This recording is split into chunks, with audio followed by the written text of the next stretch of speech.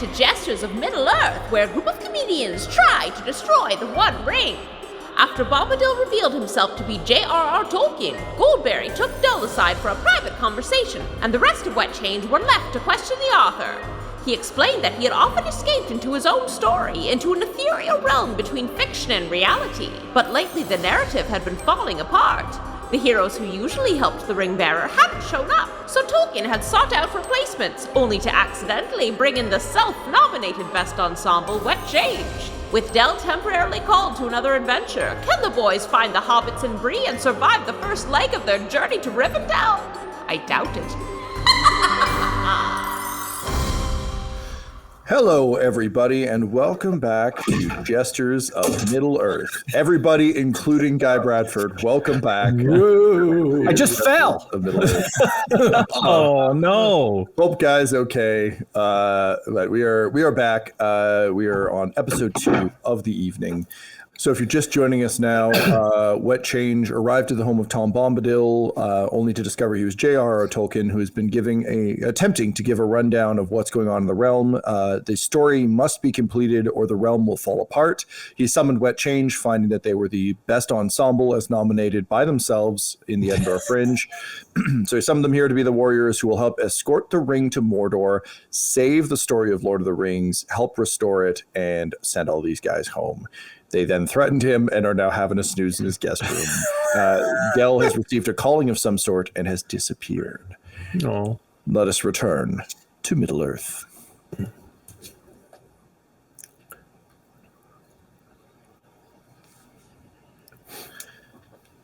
You're spending the night at J.R.R. Bombadil's house, having found your way there, having talked to him a bit, learned that the realm is imperiled, a realm you had heard nothing about because it wasn't in Go the Fuck to Sleep, the only book seemingly any of you have read.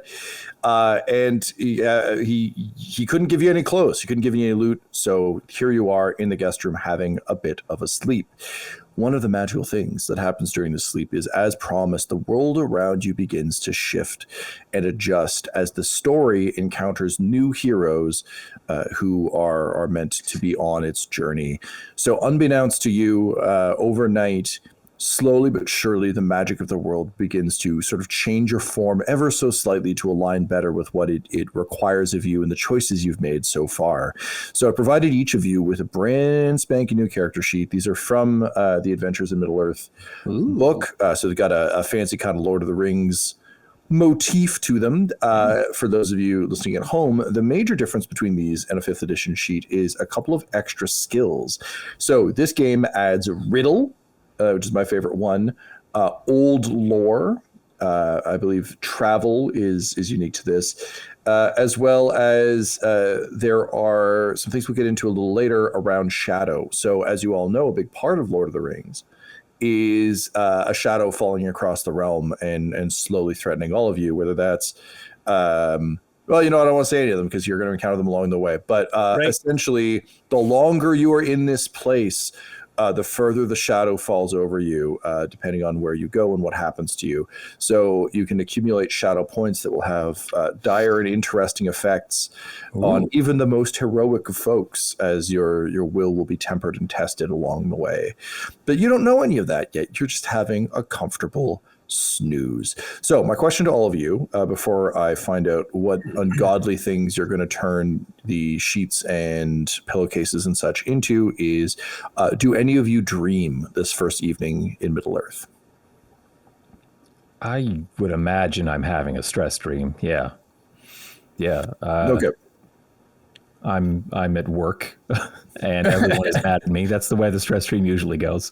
I think in this instance, it's not day job stress dream. It's I don't think I have had enough exposure to Middle-earth yet. So I think it is it's a show and that we're doing, and Guy and Adam are getting mad at me on stage and yelling at me on stage, like breaking from the scene and telling me you fucking this up for everyone, Tyler. And then the lights go up. And everyone in the audience looks really, really mad at me and starts booing. And then Dell turns on the tech light at the back, so I can see her at the booth, and she's flipping me off as well. Damn, this feels like a sequel to stream. What Adam was seeing inside the tree. Like, this is just the natural next step to like, oh, my ideas are right, and just everyone getting mad at you. And yeah. All right, so Tyler, can you go ahead and roll me a wisdom save, please? Come on, man. Saves. Okay, got it. That is a total of 3. 3? Yeah. Okay. You are having a terrible sleep. You will be at a slight disadvantage to physical tasks in the morning. All right. Adam and Guy. Yeah, I'm dreaming. Yeah, I guess we're dreaming. Yeah. Yeah. the one I'm having the dream where like I'm back at my old family house. And it is just like a recurrent dream. So I'm back there and it's like my mom comes out. It's like, hey, we're moving back in. I'm like, what? Really? For real this time? Yeah, that's right. Come on in, everybody. And then I go in there and then I realize, wow, this looks way different than how I remembered it. And it's a little bit unsettling, but it's just me just trying to be like, nope, everything's fine. This isn't a dream at all. And then I realize, fuck, I'm in a dream. No! And then it dissipates. All right. Guy, could you roll me a charisma save? Ooh. Yeah. All right. Ooh, that's good. That's good. That's an 18. 18. That is good. So even though you wake up screaming, you're actually fine. Just disappointed. Just bumpy. How about you, Adam? I'm having a dream where like I'm in J.R.R. Tolkien's house. Like I wake up and like I'm in the room that we're sleeping in, and I'm like, I don't believe him. I think he's hiding out on us. And I like sneak out of the room, and I open this one door, and there's this big like factory.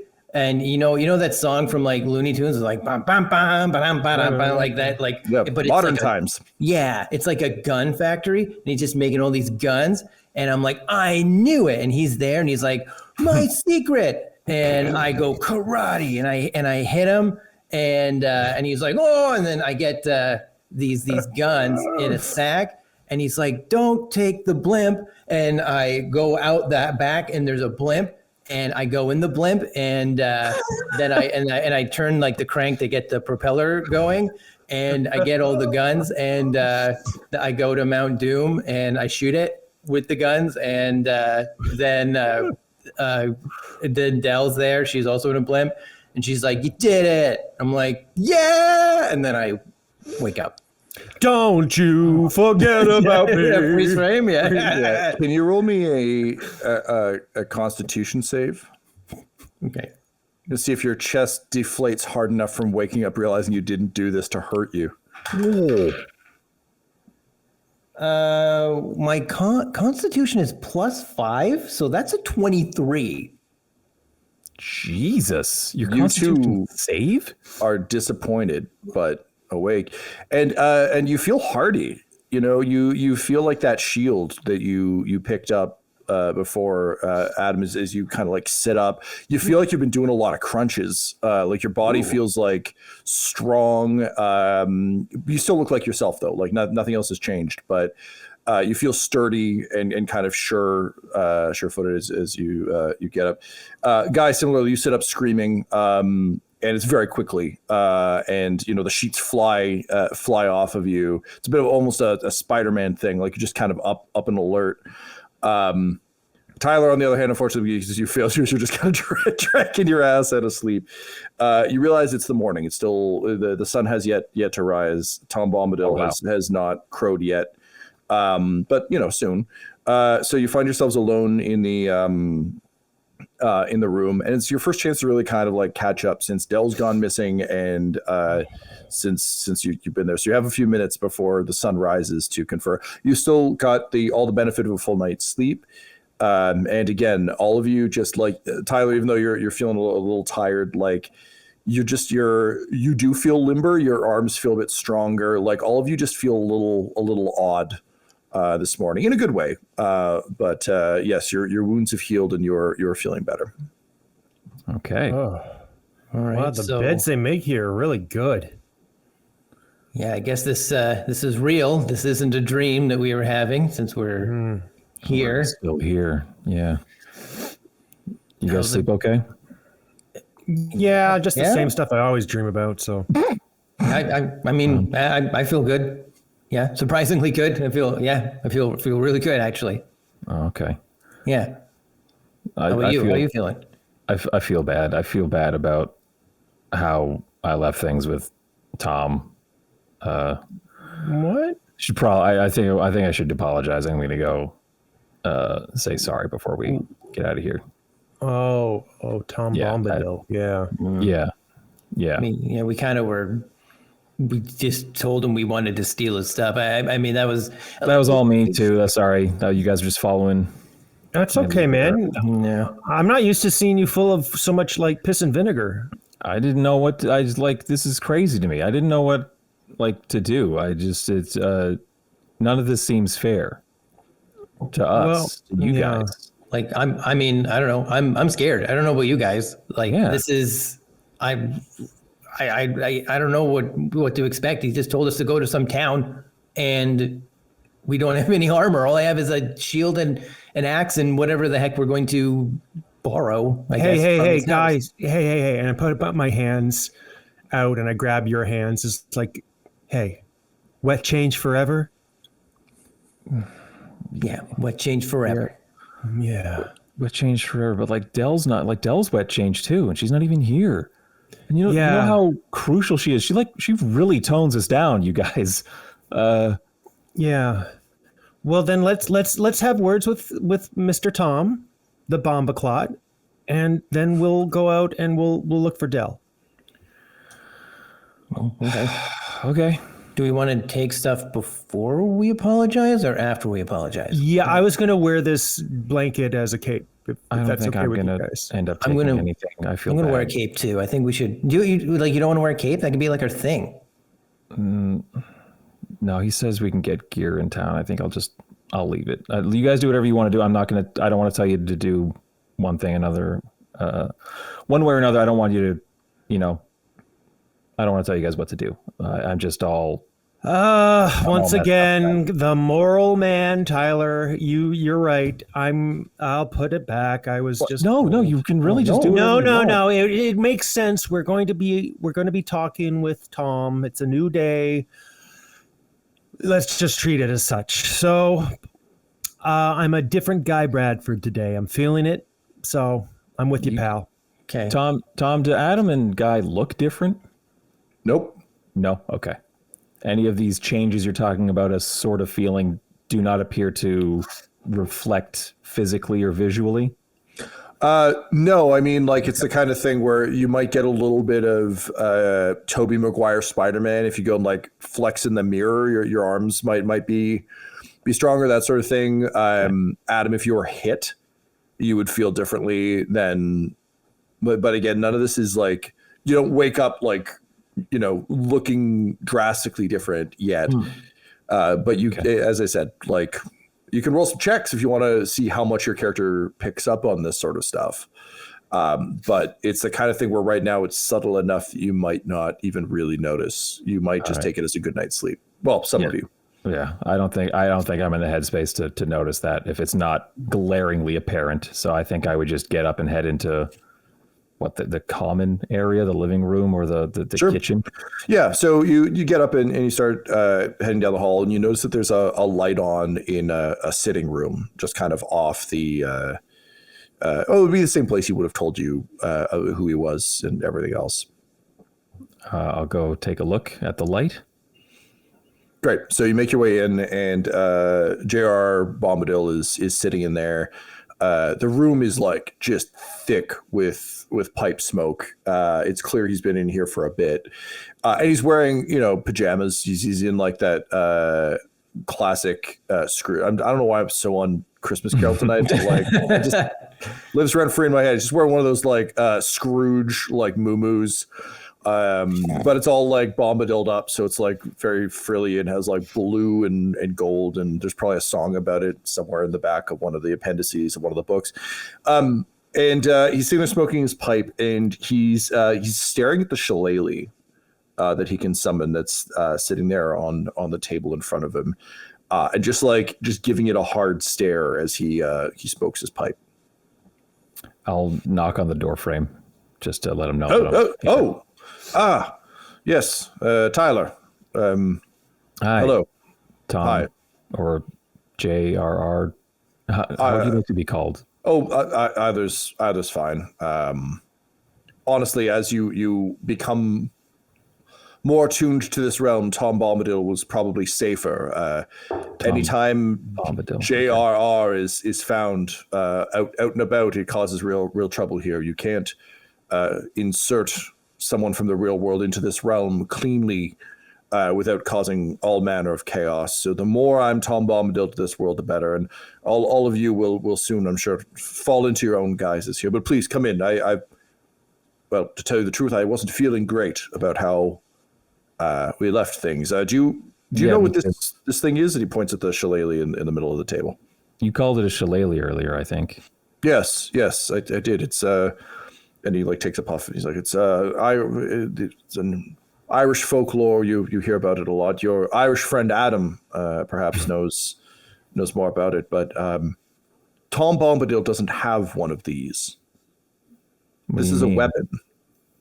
Tom Bombadil, his whole thing is that he doesn't engage. He doesn't participate much in the world around it. Yeah, he sings songs, but I meant for him always to be an inscrutable part of the lore, something that you couldn't quite grasp that just existed in the world and made it richer. And yet, when I encountered the Barrow Wights, my instinct was to summon a weapon and to maul them and destroy them. And I did. I put proper foot to ass like I did in the war. But that's strange. That's not supposed to happen. When you and your friends aggravated me last evening, I drew down upon you. I wanted you to. Well, I know you did, and you were doing a good job of it too. But this is not Tom Bombadil, and this is not me, and I'm not sure where this came from. This world is getting more and more dangerous, and it's affecting even me. In any case, I wanted to apologize for my shortness of temper. I am rather stressed about my life's work being forgotten in your time and destroyed here. I can't help but wonder if perhaps the two things are connected, if perhaps maybe it's too much to hope that maybe it is something of import and beauty in your world, and whatever is plaguing us here is affecting it there too. But in any case, thank you for accepting my apology. And sorry I don't have clothes for you. If I'd known that I'd have visitors, I would have made sure I had Bombadil powers to give people stuff, but it's too late for that. I'm a prisoner of my own rules as much as you are of my rules. No, it's okay, and I'm sorry too. I wanted to apologize as well. I'm not going to take any of your stuff. I think maybe Guy and Adam might take a blanket, maybe just to borrow, and we'll bring it back. No, I'm doing better. Sorry, I'm brave. I won't do it. Okay. Okay. Yep, that's cool. I might still take one. Okay. That's fine. If it's fine, then I'll take one then, actually. Okay. Okay, we're taking two. We're taking 3 blankets. Okay. Wait, which blankets? What do they look like? The black one? Okay. The one I had heart stars and horseshoes on it. Oh, yes, the Lucky Charms one, yes. And the third one was also a black one. Yes, sometimes you can get a deal if you buy 2 of the same color. What was that 4th one again, Tyler? Which one did you have? Or was it Dell's unused one? What was the remaining blanket? I think that was probably mine that I left in the bed. Also, heart, stars, and horseshoes. So I guess you got you had a BOGO deal going on, I guess, with the blankets. Anytime anyone says it out loud, it really works. Makes my day. All right. Okay. Excellent. Well, thank you for all that. And I'm just really sorry. I don't know. I got real hot about the whole situation yesterday. I'm really sorry. I understand. This wasn't the cleanest entry into the story. In fact, the story is supposed to begin with a party and a wizard showing up and softly introducing these ideas and concepts. But you're already here and it's already happening, and that is its own terrifying right. I forget sometimes, having spent so much time here, that this realm would be strange and unfamiliar. And you haven't even seen the truly weird shit yet. Like, it gets very strange. Giant trees. Yeah, we used to have eagles before they were hunted to extinction. All sorts of strange things. Oh, we have eagles. You have giant eagles? They're big. Oh, okay. Well, here they were hunted to extinction. Sadly, it was very tragic. They were very intelligent and interesting. But anyway, regardless, I have something for you. I promised you a weapon, but that I couldn't really intercede. So I can't give you a proper weapon, but I can give you something. And if you choose to do weapony things with it, that's kind of up to you. Mr. Bombadil, I can't. I don't know how to use any weapons. I'm not a warrior or whatever. I don't know. I don't. And you talk about this world being more violent, and that's like bad. It seems like the change towards violence is bad. Is it like? Well, it's always a violent world, not unlike our own out there, unless you haven't achieved utopia out there yet, huh? No, definitely not. Okay, great. So you know, it's violent out there, it's violent in here, but there's just something in the air. It's something is changing. I can feel it in the water. I can feel it in the earth. I can smell it in the air. The memory fades and a dark shadow crosses Middle Earth. Not just from Mordor, but just kind of all directions. It's very bad. In any case, I appreciate that you don't feel heroic. Most of my characters don't when the journey begins. But that's what these stories are about. They're about the journey. And so you may not be a hero now, but you will be. Or you will die, and your friends will die, and my worlds will disappear, and only Dean Koontz will be remembered, or your George R.R. Martin. That's what the world will be left with. And that might be fine, it might not be, but I'm rather fond of my silly hobbits and my singing elves and my heroic last stands and acts of valor. So if you would, and he goes to a cabinet and he pulls out a bag of clinking metal. He says, show this to the man you meet in Bree. He may think it's rather funny, but he also may be able to assist you with it. And Tyler, he hands you a leather satchel with kind of like a classic tie on top. Also nice to have a bag. You're also getting a bag. Sure, yeah. But inside you can see a crossbar, a grip, and it seems to be a sword, or at least part of it. Looking inside, you can see that it's broken, not too far off the hilt, and there are a number of shards kind of bouncing around the bottom of the bag. It's not a full sword. It's a broken sword, but it's better than nothing.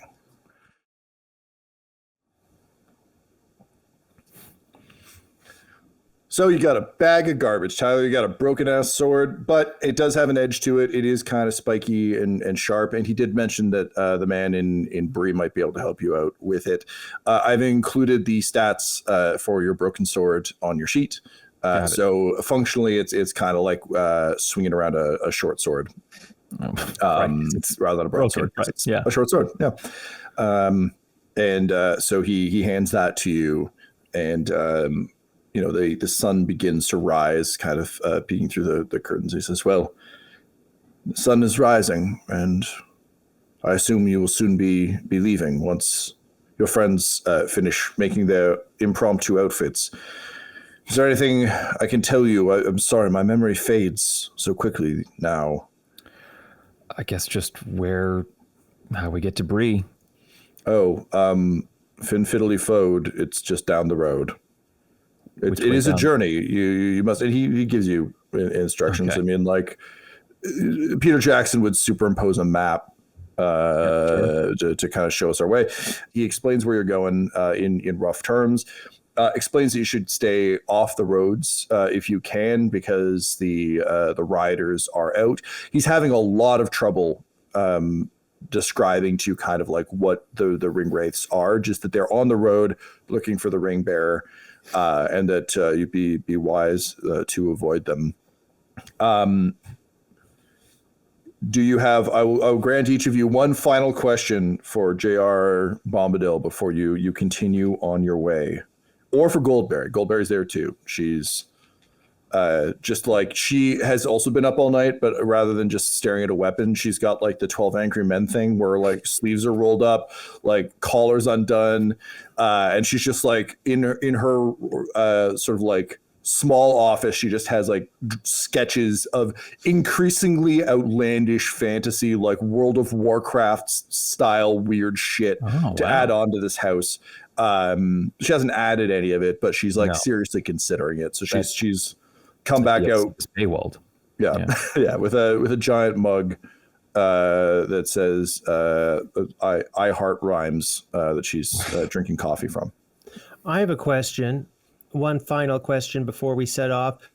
Could you give us like a bunch of food and water that we could bring with us? I have a pillowcase. We can put it in the pillowcase. Yeah, that's good. We'll use the pillowcase. From Dudleysians, I shall provide provisions. And he does. He stuffs the pillowcase full of like baked goods, trail mix. He gives you each a water skin, so you have something you can fill with water, but that doesn't add weight. It's not like a water bottle. He can't send you with a Yeti, but you can dream. So basic provisions for the road, certainly enough to get you to Bree. He does say it'll probably take you like a day and a half ish to walk there if you're being careful, or a day if you're being less careful. So you've got those options for you. I do, however, need to know what both of you look like now that you've looted some blankets. Have you? I know you're using the pillowcase as your bag of holding, but like, what's going on with the rest of it? Well, I mean, I have a cape on, and so I would have done a little rummage in the room. Like, was there maybe like a little like head thing I could wear, or like a hat, or like a crown or something, or? Yeah, can you roll me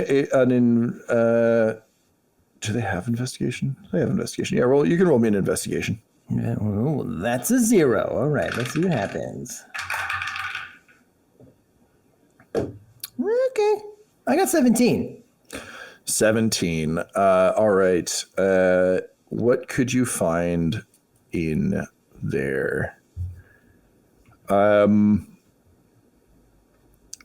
can you roll me a D6? 1 will be a headgear item. 2 will be, no, because I want you to have pants. Never mind, it can't be that. You were saying like you wanted a hat. Hat is really what you're after? You want a crown, but you can't have a crown.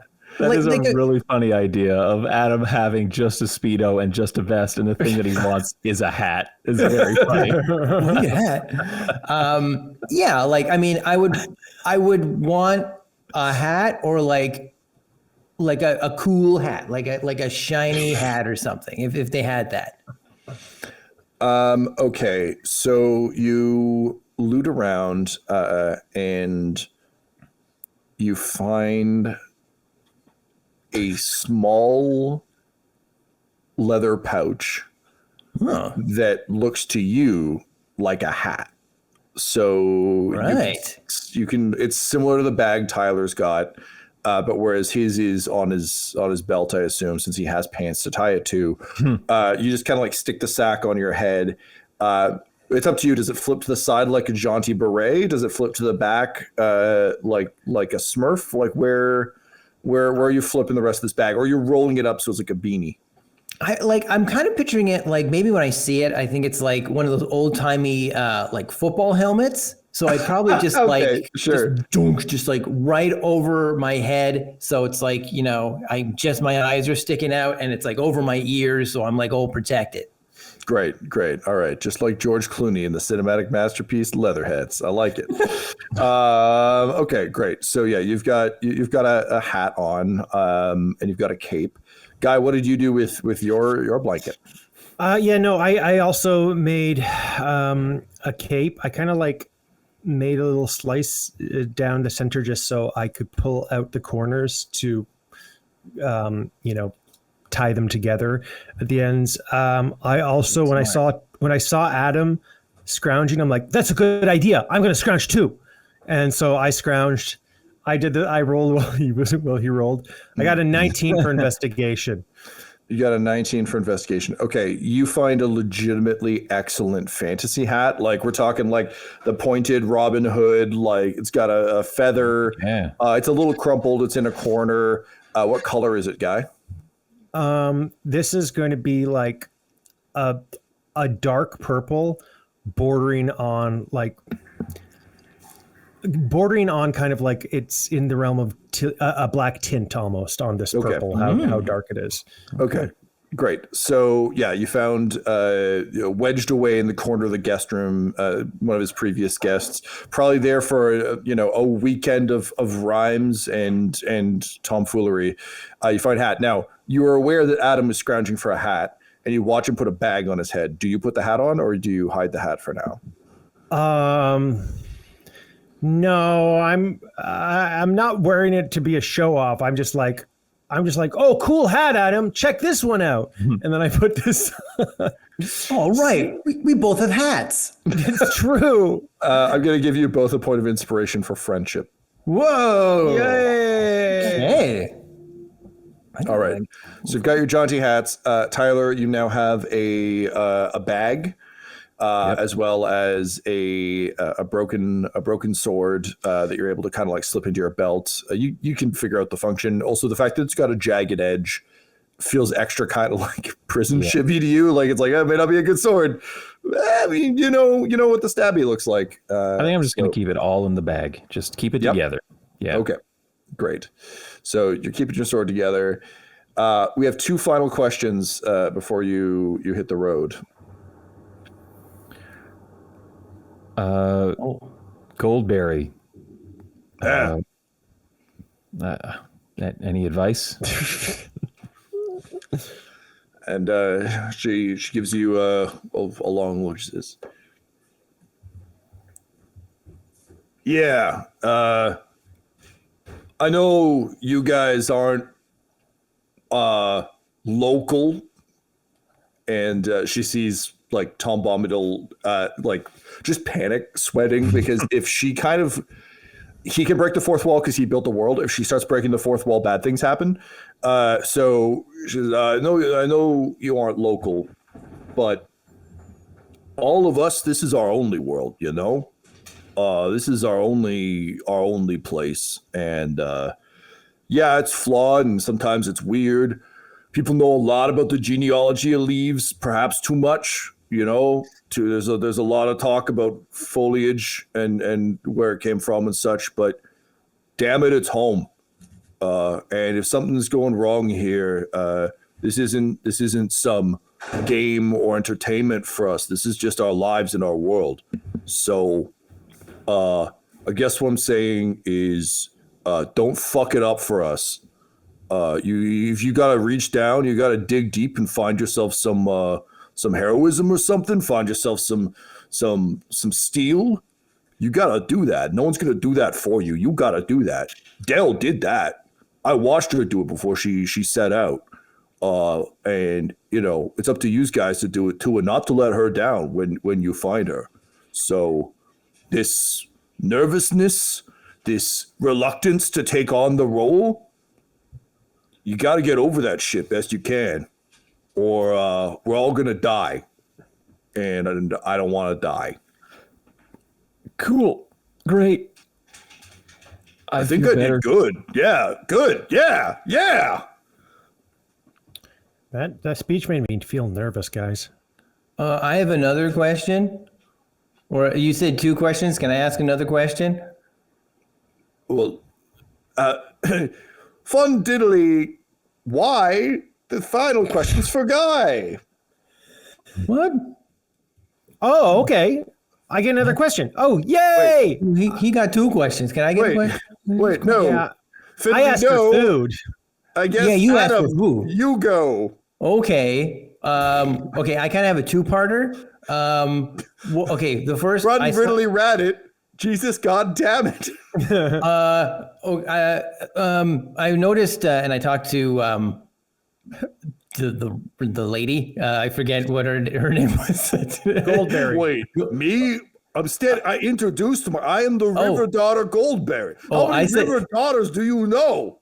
I said that part internally. I didn't say that. Well, she said that part internally too. Oh, okay. Read it on your face. She's very perceptive. I noticed last night you had a bottle of what looked like whiskey. Do you have an extra one? Oh, no, that's my last one. But you know what? I think you guys might need it more than I do. So hang on, you can have what's left. She goes, corks it, and immediately just like, hands it to you. It's about half full. Okay, or half all empty, right. depending on your outlook in life. Okay, and I want to use this other cape to make a toga. So maybe she can like kind of help me to like make a toga on me, and then I can have a cape over my toga. She just like, she takes it from you, looks at you, and then just throws it over your shoulder. She's like, I don't know what a toga looks like. Is that a toga? No. There you go. Guy, I helped. Guy, can you help me out? You're good at togas. Yeah, sure. I'll help you, bud. All right, I need a sleight of hand, Guy.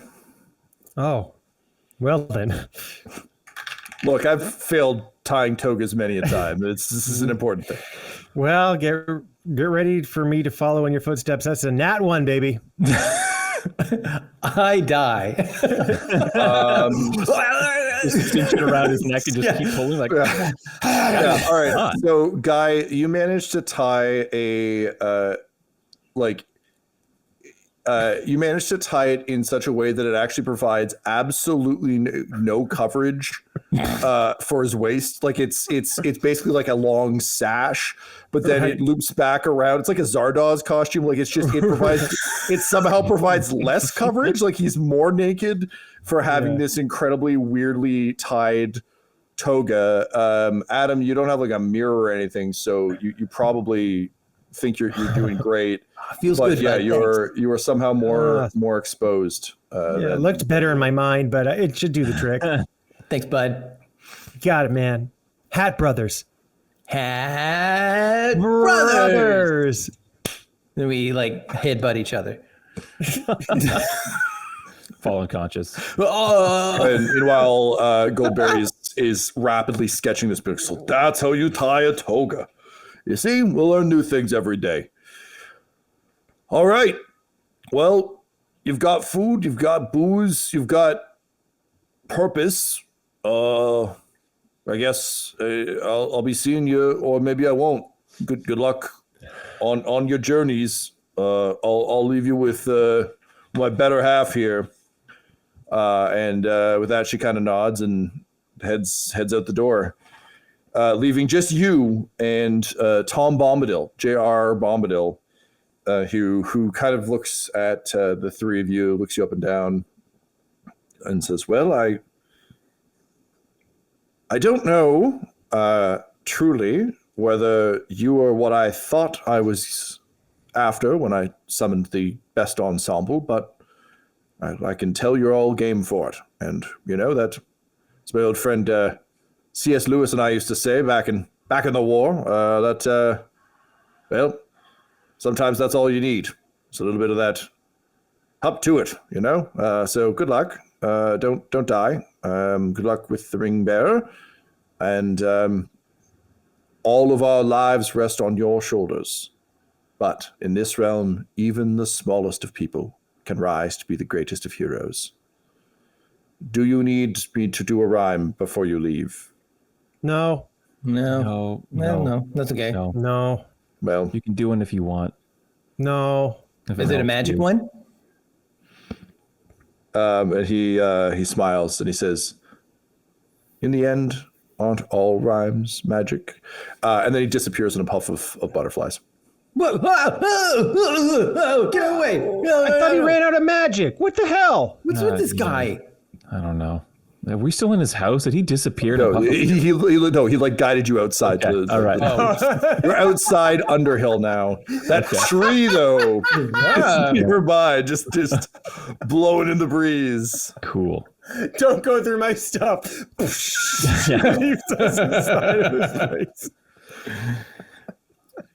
Well, which way to Bree? He said it Down was the this way. road. I Yeah. heard through the other room. Oh, yeah, we were listening. When Sorry, we were pressing yeah. each other. Yeah. It's okay. I'm gonna be sick, I think. Huh? Oh man, I'm just really scared. You got He this, says- buddy. Hey, we're doing this together, all right? Look, I'm scared, Guy's scared, you're scared, but we're a team, okay? And as long as we remember that we're a team, we can do this, all right? Let's just work together. Yeah, we'll Okay. get Dell back. Don't worry, bud. Okay, well, he says we're going this way, so Which brings us to an interesting quirk of this game, the journey mechanic. Because Lord of the Rings is nothing if not journeys. So on a journey, and this is a small little baby journey to kick things off. Each of you kind of has a role to play. We'll need a guide who will sort of like be the one leading the way. We will need someone to take care of food. And we'll probably need someone to take care of security, to keep an eye out for dangers. And once you've determined that, I'll roll some dice and we'll see what kind of journey you have. But we'll do that after an ad break. okay, cool. Okay. All right. So you were deciding on your roles for the journey. I kind of muddled them before. So here's a nice clean one for you. There's the guide, who's in charge of all decisions concerning the route, rest, and supplies. There's the scout, who sets up the camp. We probably won't need a camp this time, but that's possible. Hunter, who can find food in the wild. And there's the lookout, who scouts around and keeps an eye out for things. So you can pick any of those roles. The one we for sure need is a guide. We'll rely on wisdom and survival. All right. Where's survival on this thing? It's alphabetized, so it'll be at the bottom, but it's not there actually. No. There's no survival. If there's something to travel. replace that, I would have guessed travel. Yeah, Travel. Yes, sorry. yeah. I got a +1 travel. I'm sure we can't be metagaming like this. I'm sure we kind of need to be. Just whoops. figuring out- Yeah. But again, you find yourselves with sudden insights that you may not have seen before. So it's the kind of thing where, like, for example, if you have a plus to travel, it might be that you're looking around being like, oh, hey, I can see a path through those woods. Like I can see a gap. It's just that sort of stuff where suddenly it's unconscious. You're not aware of how you're aware it. Oh, wow, it is late. You're not aware of how you learned it or why you know it, but it's just the sort of thing where suddenly you're slightly more aware of things that perhaps you weren't before. Cool. So yes, you have a +1 is what I'm getting at. Right. Okay, because I'm typically bad with directions, like real life Adam. Like I can't find anything. So I think I would just I would kind of go to Tyler and be like, well, you kind of got the lowdown. Do you want to lead the way? Sure. Yeah. He told me where to go, so I'll try and just keep that in mind. And yeah, should be this way. Okay. Okay. And I got a pillowcase full of whiskey and all the baking stuff that we got, so I can be in charge of like making sure we eat. Great. Yeah, we're gonna have to eat for sure. Yeah. Thank you. All right. And what does that leave for me? What am I doing? Do you want to like maybe just be like on the lookout, just for like it's apparently super dangerous. We're gonna try and stay off the road, I think. Oh, hell yeah. 20/20 vision, dog. I got this. Okay. Cool. Yeah, and you Okay. got like 2 swords, right? So you could like scare people off with it. Yeah. Hey, you're right. Okay, yeah. Okay. Here goes. I'm going to look. And I just like holding a sword. I like place it to my brow like I use it to cut out the light. God. Just like, nothing here. Let's proceed. Just pull your All hand right. away and just blood washing down your forehead. Well, there would be, except he's wearing a very, very nice hat that just kind of cushioned the blade, giving him a nice little visor to protect him. Cool. Guy, why don't you go ahead and roll me a perception check so that we can see how our first embarkment goes. As Jesters, you begin your very first journey here in Middle-earth. And that'll be the end of our episode, friends. Jesters of Middle-earth features the voices of players Tyler Hewitt, Del Borovic, Guy Bradford, and Adam McNamara, alongside Dungeon Master Tom McGee. This episode was edited and mixed by Laura Hamstra, and Jesters of Middle-earth's artwork was created by Del Borovic at delborovic.com. That's DELBOROVIC.com. Our theme song is Midnight Creeping by Jonathan Shaw at jshaw.co.uk. And our ad breaks use the tracks No Control and Chiefs by J.R.R, JAHZZAR, whose music is available at freemusicarchive.org. For all things Dum-Dums and Dice, including merchandise and how to join our Patreon, you can visit dumdumdice.com or find us on social media at dumdumdice. That's DUMBDICE. Now get out of here before the mist gets you too.